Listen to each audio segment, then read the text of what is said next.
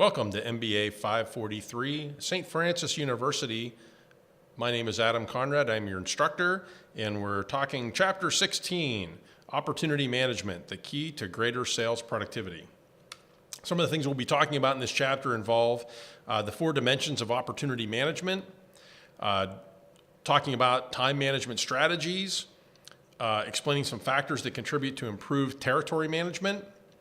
We're going to also discuss common elements of our records management system and discuss stress management practices. Okay, so what makes a salesperson successful?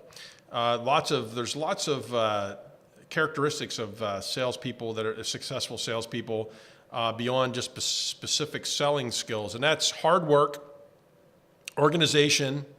We'd like to say working smart. Not just hard, so efficient use of time and energy, prioritizing sales force decisions, and the ability to perceive opportunities and seize them. These are some of the characteristics. There are others. You'll find some people, what makes them successful sometimes is their ability to be extremely good public speakers. Some people are terribly charismatic. Those things come into play. But I've seen a lot of salespeople that have just been simply outworked by other salespeople with hard work.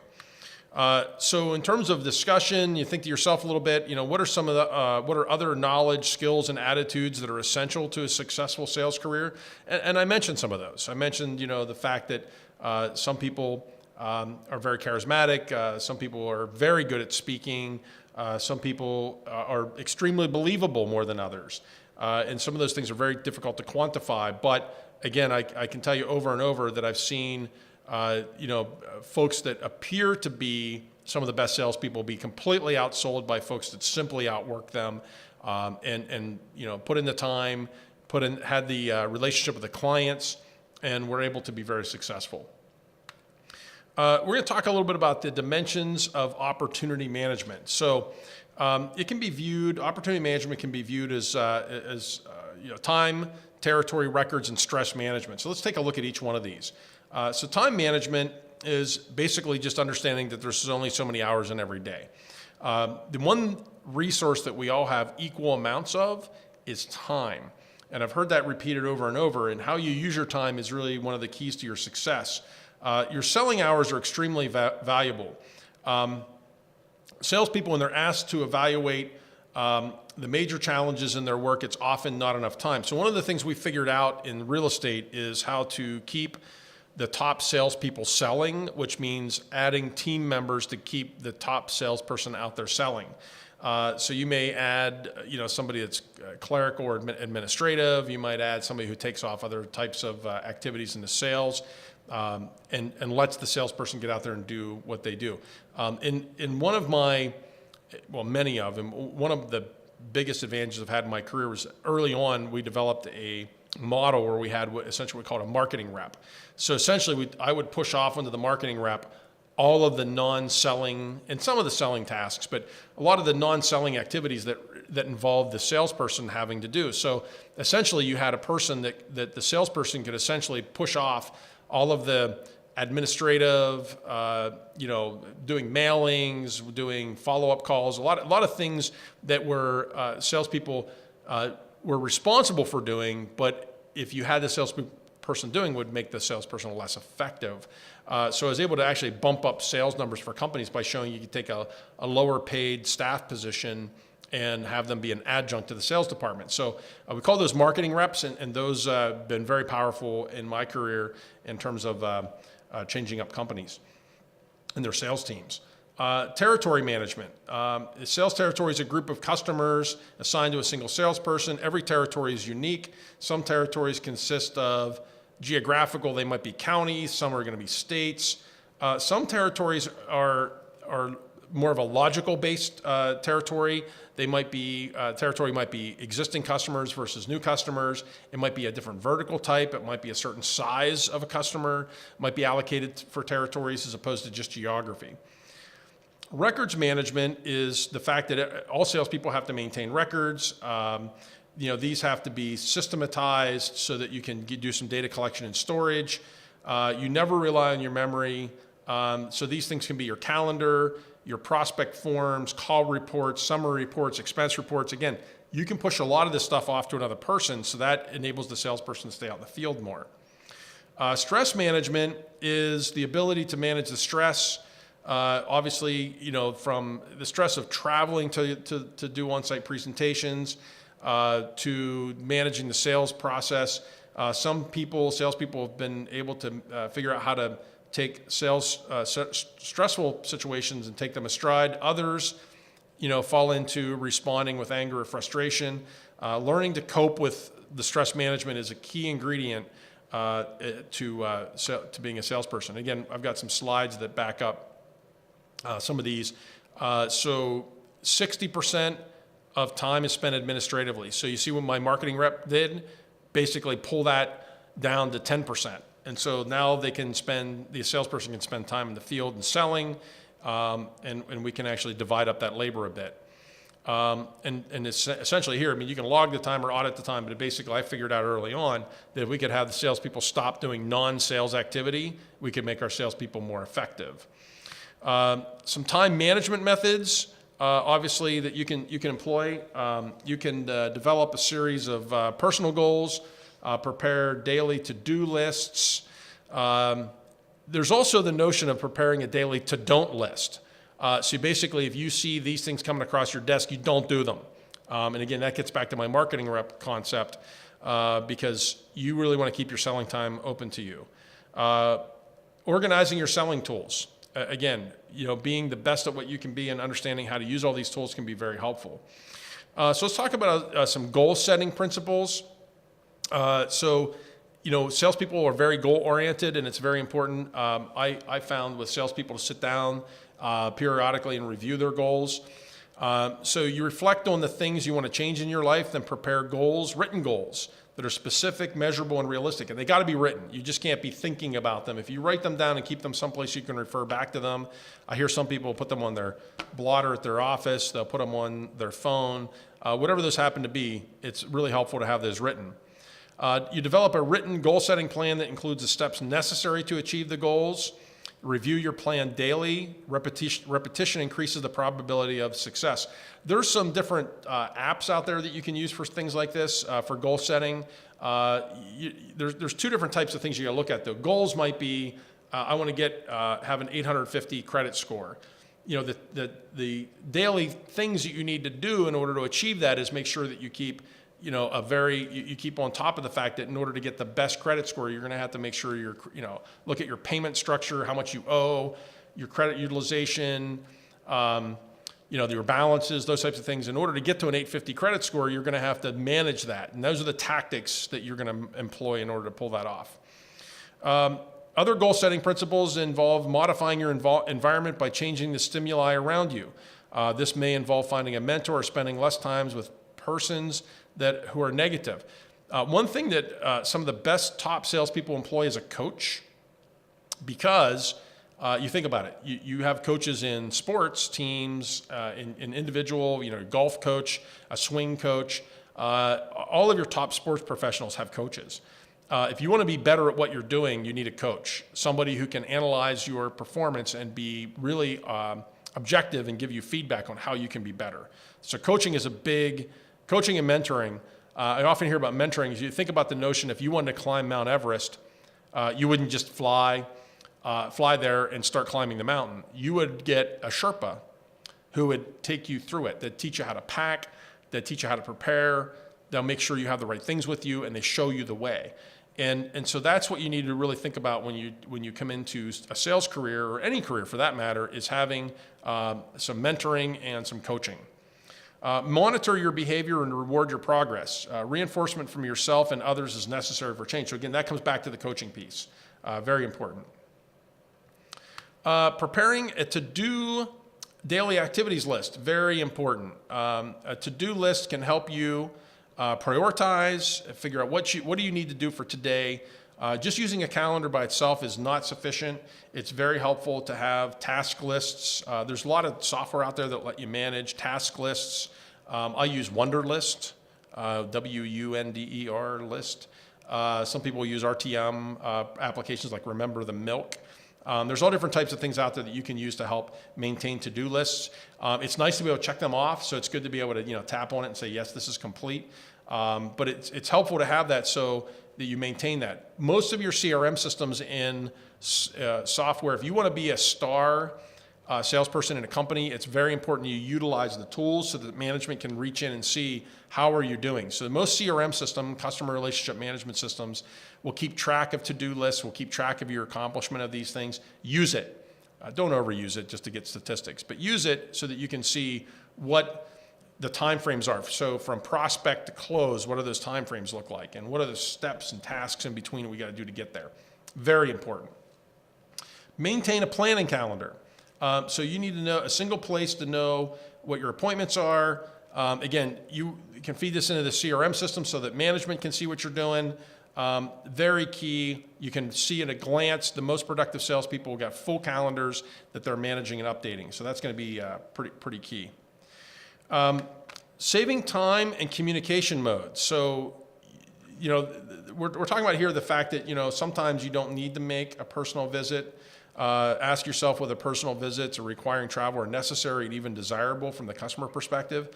You want to check on that. I mean, you don't need to be in the customer's office every week in some cases. In some cases you do. What would the client like? What do they expect in terms of, if you show up and they say, gee, I haven't seen you for a long time, then maybe you need to make it more frequent.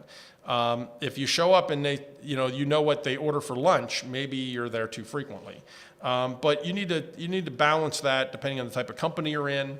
Early on in the class, I mentioned I worked for a software company where we never visited the clients personally. Maybe only the largest client, but because most of them we were able to do presentations online. So you really have to figure out what the best way is to manage that with your individual territory or prospects, depending on the model. Territory management. We talked about early on, a sales territory could be a geographic area, not always geographic. It could be service line related. It can be, in my case, we used existing clients from new clients, acquisition. We could use size of a hospital, for example, so under 100 beds or so on, health system or something like that, like your Cleveland Clinic might be a key account. And so sales territories might be aligned around account structure or account size, as well as a physical territory. Territory management, it can facilitate the salesperson's ability to service your area. And what we would do with territory management, so getting into some of the mechanics of managing a territory, was, you can classify your customers and develop a routing and scheduling plan for how you're going to visit them or what you're going to do if you're doing territory management.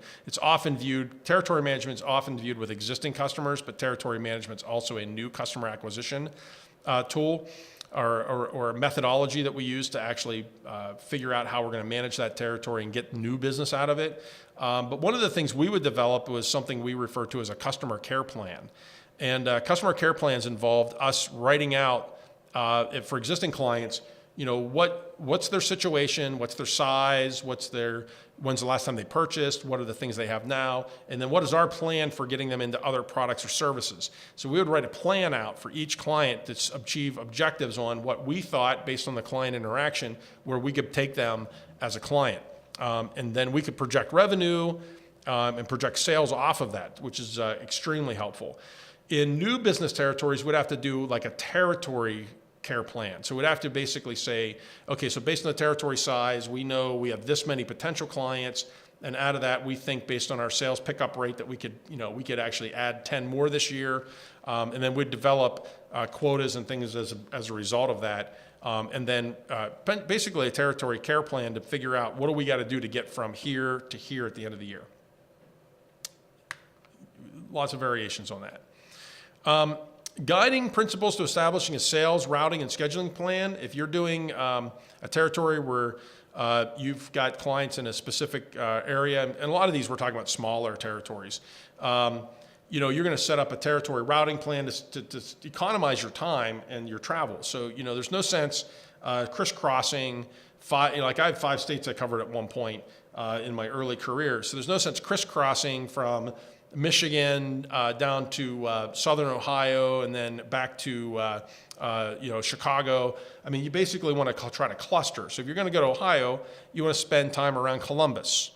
You're going to go to Michigan, you're going to visit all the places around Detroit or Western Michigan and go up and down the shore. You just have to really decide where, what you're going to cover when, and not be crisscrossing. And you figure out a plan for how you're going to cover it. You also have to figure out that plan in terms of what meets the customer's needs.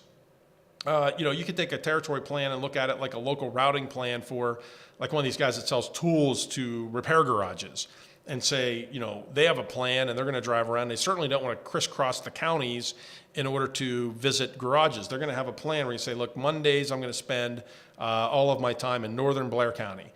Then Tuesday I'm going to be in southern Center County.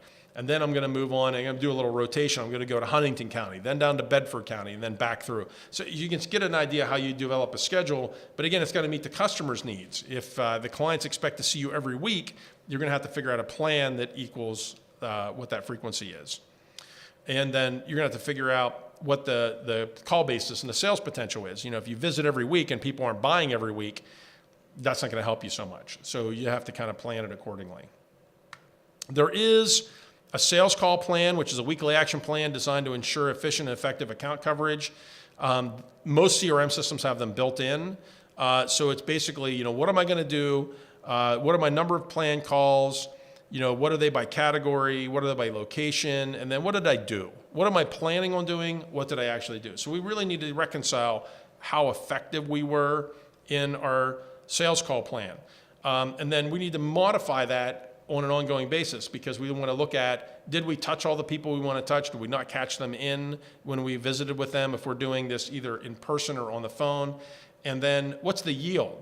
How much did we sell as a result of that? So again, it's very important that we tie those all together, because we really want to look at how can we be the most efficient.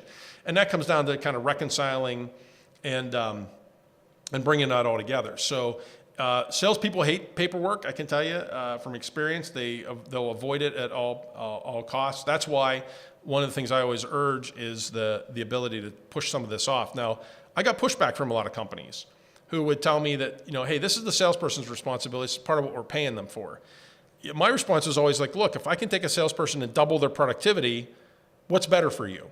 A salesperson that sells twice as much and we have an admin person that we're paying, or would you rather have the salespeople barely hit quota? What would you like? And they always went for the practice of increasing the quotas and taking more sales. So it took a little while to get them on board with that, until the salespeople make too much money. Oh, that's a whole other topic. Because what happens is, if you make the salespeople so efficient that they can do more calls and they can do more sales, salespeople will often ramp their dollars up to the point where sometimes it gets on the radar of senior management, or the CFO will look at the amount of money the salespeople are making and say, whoa, wait a second. Why are we paying the salespeople so much money? And then they start looking at ways to back that back down. So the key is, there's ways to really goose the productivity of salespeople and make them much more efficient.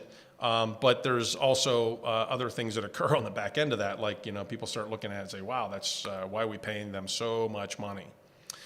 So, which could be a cause of stress. So stress management, personal selling produces a certain amount of stress.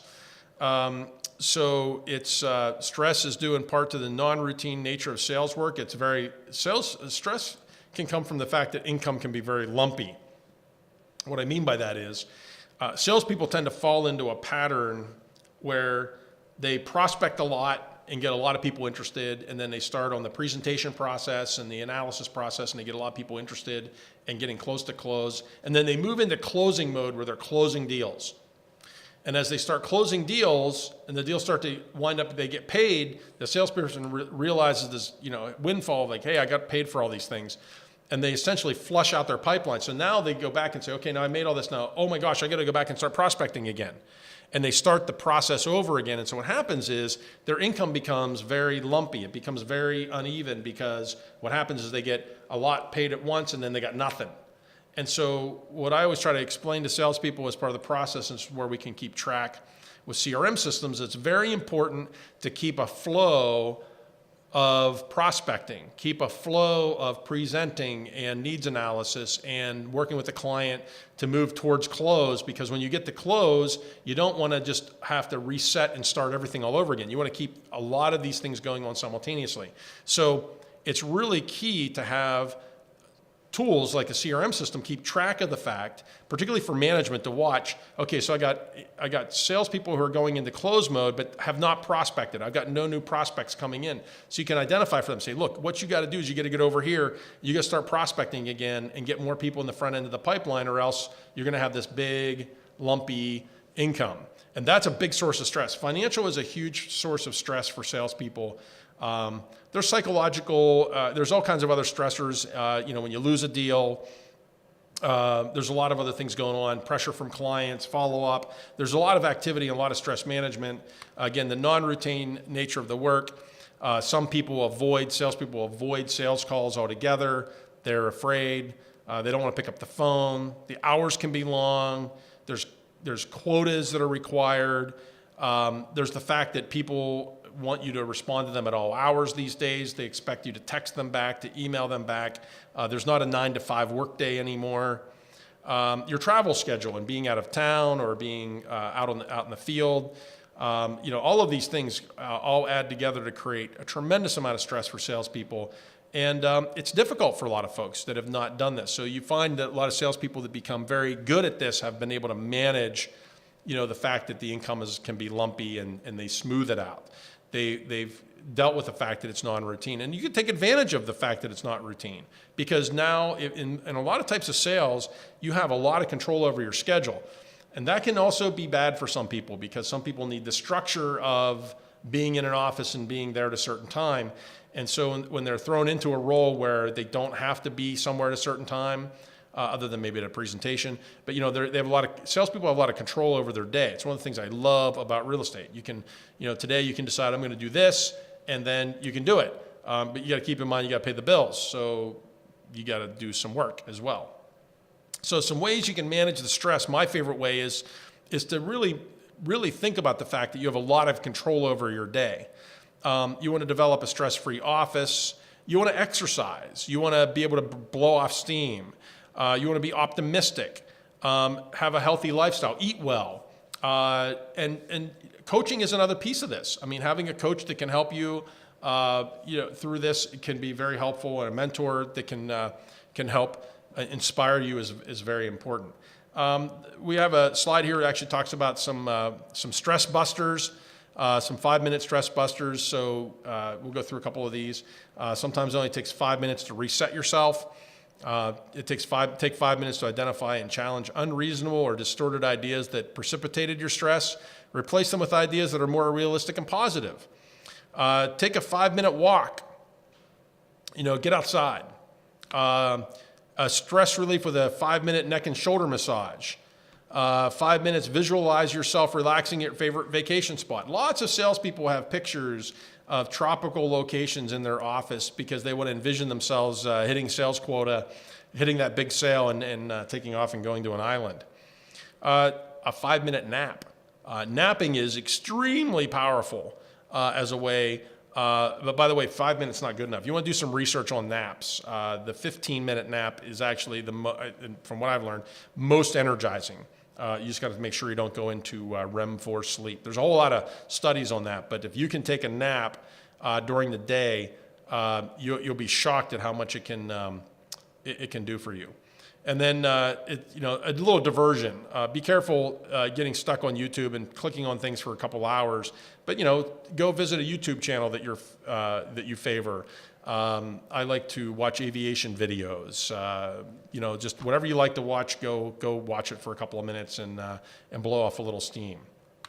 So in review, we've talked about the 4 dimensions of opportunity management. We've talked about some time management strategies, some things to lots of discussion on territory management, some common elements of CRM, and how to deal with some stress in sales situations. And that concludes chapter 16.